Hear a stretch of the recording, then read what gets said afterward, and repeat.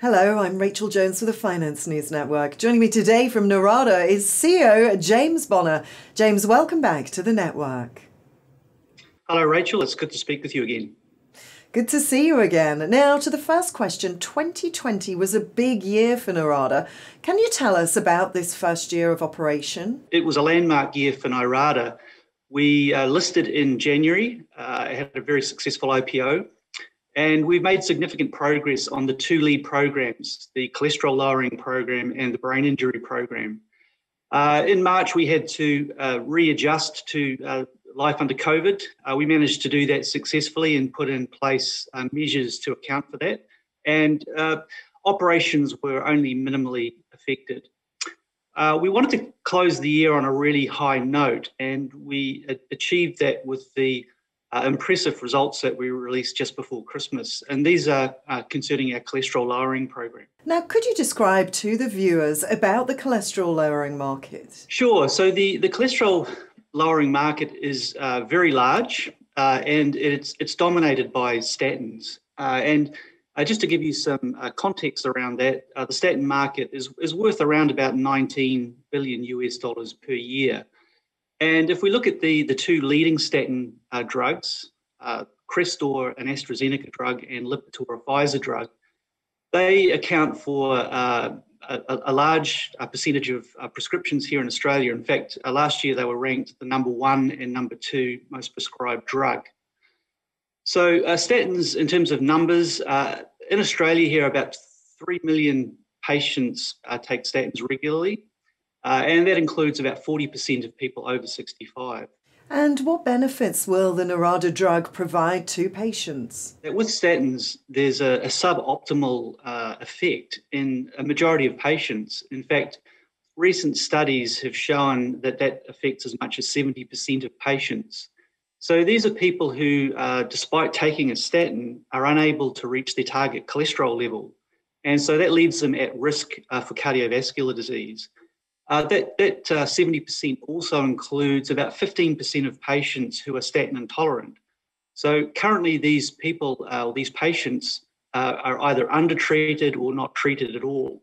So Nyrada is developing an affordable, effective and convenient treatment to enable those 70% of patients who are currently underserved reach their target cholesterol level. Now, back to Nyrada's recent announcement, can you tell us about the 57% reduction in total cholesterol and why these results are important? Okay, so the results that you can see are from a recent study we performed in a mouse model.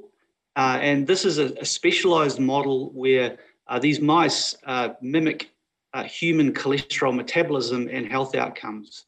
And what's particularly interesting or important about that is that it provides a good predictor of what we can expect to see when we dose humans.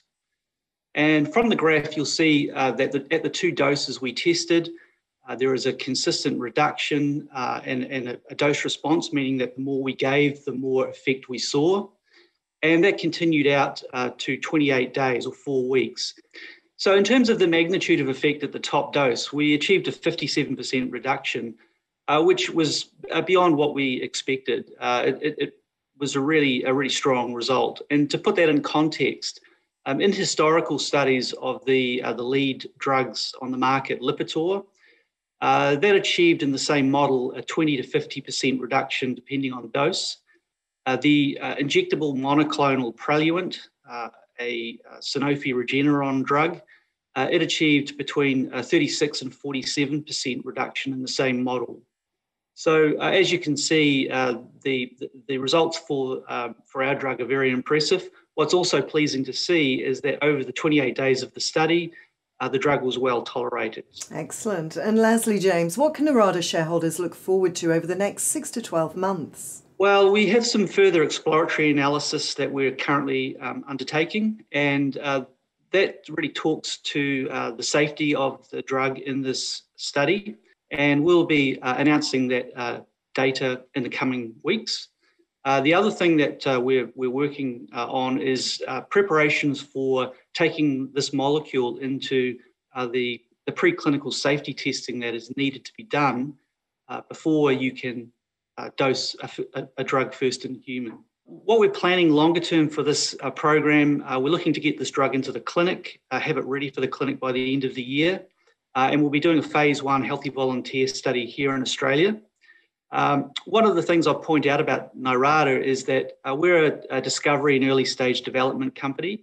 So we're looking to commercialise this program at the end of phase 1 when we've confirmed safety and whether the drug works. What's interesting about that approach, that strategy, is that we're dealing with much shorter timeframes than typically biotech companies would. And we're also dealing with programs that have lower capital requirements. James Bonnar, thanks so much for joining me today, and thank you for the update. Thank you, Rachel. It's been a pleasure.